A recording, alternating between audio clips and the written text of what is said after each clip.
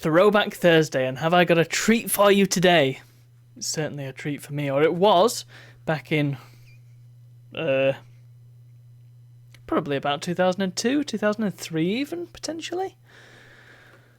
This is one of the few items in my collection that I received brand new at the time of release. Are you ready? It is my very special and still boxed Game Boy Advance. Well, I say still boxed. I say that as if I've never got it out of the box, and I have got it out of the box, naturally, because I got it when I was... How old would I have been? About 6 or 7? And oh boy, what a delight this system is. Let's just have a quick look at the box. We're going to do a live unboxing of a thing that's already been unboxed years ago. As you can see from the front, it has a very clear and colourful screen. A wide colour screen, to be precise. 32-bit. And, well, that's kind of all we can glean from the front. The back, what does the back actually say? Powers up with 32-bit technology. Now with a high-resolution wide-coloured screen display. And up to 32,000 colours for mind-blowing graphics.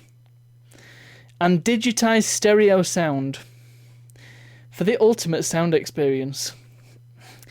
I pulled quite a few faces there because this box is a pack of lies. Good golly. Well, there's probably it's probably 32-bit in some capacity. But keep in mind the PlayStation was also 32-bit. So, you know, this... Here it is. This is more like a portable SNES. Even down to the cartridges, which actually are very Famicom-esque. That's Yoshi's Island there. That's not my original one. That's my wife's. It's still got some baked bean batteries in it. These are rare now because they're from Wilco's. Ooh, that could be a throwback one day. Do you know, the Game Boy Advance remains probably my favourite handheld in terms of like the shape of it. I appreciate the Game Boy and the Game Boy Color, but I've never really liked the way they feel in the hand. This feels really, really nice in the hand, even though, you know, it's clearly made for smaller hands than mine. The buttons are quite diddy, and, well, the screen is quite diddy. The whole thing's quite diddy when you compare it to things like the PSP and, well, the Switch, which I don't have to hand. Or even my phone. It's smaller than my phone. Or, well... depending on what metric you use. The whole thing is comparable to my phone, except it's a bit thicker. But it feels really nice. It's ergonomic. It's got everything where you need it to be while not getting in the way. The shoulder buttons are a little bit fiddly to press, but you know you can do it. You can do it with the middle of your finger, so it's not all bad. But well. How about I switch it on? So you know how, you know screens, you know how when you turn them on, hold on. You know how when you turn them on, you can see them. What a concept, huh? The GBA. Are you ready? Well, you can kind of see it. Doesn't like the cartridge, oh dear. Let's try that again. I think the cartridge port on this is a little bit iffy. You can probably tell that, well, like I said, I've had it for a long time and I've played it a lot. So this thing has been thrashed, and yet it still works pretty darn well. Oh dear. Might need a bit of a clean. Nevertheless, you can probably ascertain how well you can see the screen. There is no backlight in this, so and as you can... You can see it just reflects every darn thing. You can see my desktop wallpaper there. Yeah, everything on my desk is just showing up in this Game Boy screen. And that, friends, is the big drawback to the GBA and why it's really, really difficult to play. Ah, there we go. I've got the game going now. A little wiggling helped. So there we go, that's what it looks like in game, which is actually even worse because there's some dark parts of the screen, and yeah, it's bad news overall. But somehow, in some bizarre, stubborn capacity, I have managed to play this thing quite significantly. I didn't get all the way to the end of Super Mario Bros. 2, the fantastic conversion for this console, which is my favourite version of that game. Didn't manage to defeat the game, but I got pretty much all the way to the end. There was one level right at the end that I just couldn't do because I was 6. But yeah, I managed to play it, and I managed to play Mario Kart on here. My first experience with Mario Kart was on this system, and what a version of Mario Kart. It was basically Super Mario Kart, but with slightly better graphics. I like that version. It's got good music. And there were a few other games that I played. There was the Ice Age game, which was all right for a film tie-in. It was all right. Just trying to think what other games I had. I've still got all of them. I had a Lilo and Stitch game, which was quite good. It was a bit like Metal Slug. And I had Lego Island 2, which I played recently. The GBA version. Starts out well, but falls down a hole very, very quickly.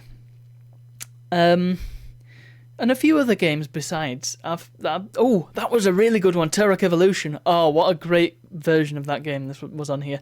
But the thing is, I don't know how I managed to play these darn games with this darn screen.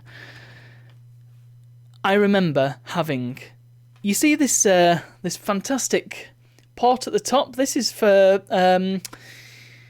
well, it's generally for linking two Game Boy Advances together, yeah, because we had to link them together to play multiplayer games. You had to have a physical wire between them to play multiplayer games. But it could also be used for other things. The GBA provided power through this port, so you could get little lights that you plugged into here, and they would point directly at the screen. And the thing is, it didn't actually help. So instead of having a screen like that, you had a screen more like, well, let me demonstrate. How about this? It looked very much like that. So it really wasn't a great deal of use. It was on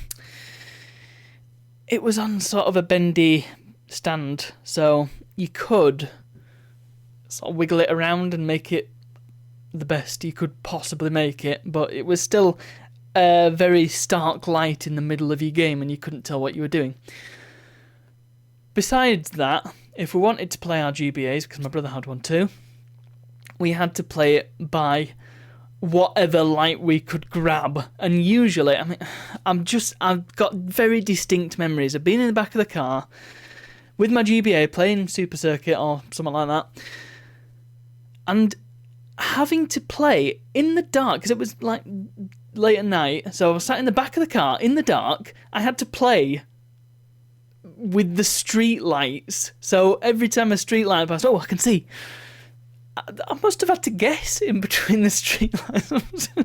No wonder I was no good at Mario Kart, because I couldn't darn see it. Anyway, the GBA. The thing is, I'm going to be going overtime. I love this console, I don't care. The thing is, the GBA has such a loyal fan base that not only is there a fantastic flashcard you could get, which I aim to get, it's a lot of money, but it would be a nice to have. You can also get replacement shells, and they are quite high quality. I've got one, I managed to break it, I'll probably be getting another one.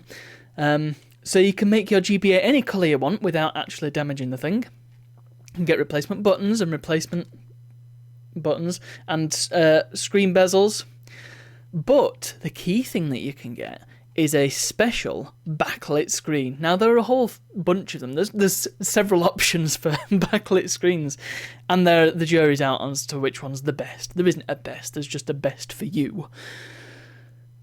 So, if you really, really want to play a GBA and you don't have a DS, because that's another option for playing GBA games, a very good one, then you can replace the screen with a backlit one, and then you can actually see the darn thing.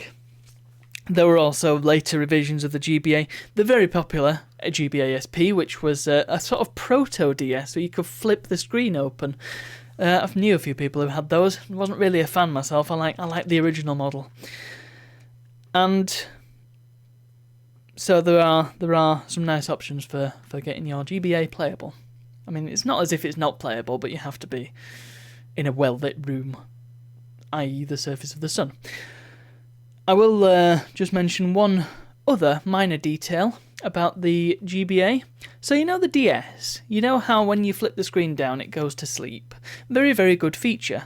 You know how the Switch, when you press the power button, it goes to sleep. Very, very good feature. And so on and so forth. GBA don't have that, it's either on or off. But there are some games where you can actually enable a sleep mode. In fact, I think Yoshi's Island is one of them. So I will just demonstrate what sleep mode looks like. If I load my game, all 3 games are on World 1. Kind of says it all, really. So, I'm going to go into a level. I'm going to show you sleep mode. Are you ready? So, let's say you're playing Yoshi's Island and you'd want to put it down for a brief moment. Oh, I know. Let's pause the game and go to sleep.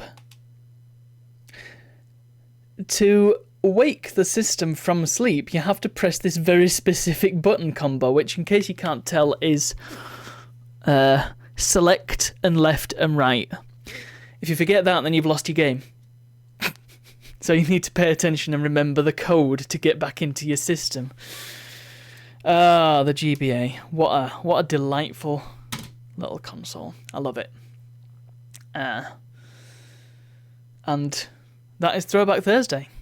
I hope you have enjoyed. Thank you for watching, and I'll see you all tomorrow. I was going to do a nice thing there where I, instead of waving, I did the GBA shutting off, but I've kind of thought of it too late, and so I can't really do it very easily. Oh well, I'm going to do it now.